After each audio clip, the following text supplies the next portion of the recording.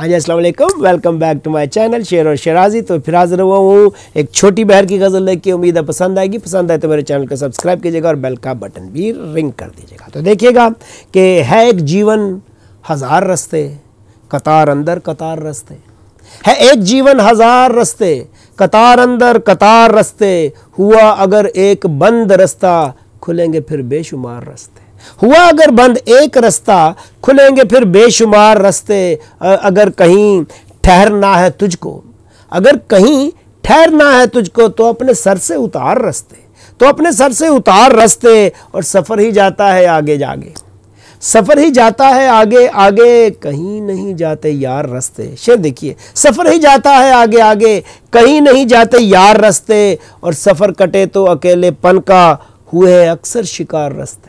सफ़र कटे तो अकेलेपन का, हुए हैं अक्सर शिकार रास्ते। और पता तेरा मुझसे पूछते हैं, पता तेरा मुझसे पूछते हैं, जुदाइयों से फिगार रास्ते। और मैं एक तन्हा थका मुसाफिर, मैं एक तन्हा थका मुसाफिर। पहाड़ मंजिल तो खार रास्ते, पहाड़ मंजिल तो खार रास्ते। और आखिरी शेर देखिए, हमें तो शिराजी ज़िंदगी भर, आहा, हमें तो शिराजी ज़िंदगी भर मिले हैं मुश्किल गुजार रास्ते। हमें तो शिराजी ज़िंदगी भर मिले हैं मुश्किल गुजार रास्ते। है एक जीवन हज़ार रास्ते, कतार अंदर कतार रास्ते।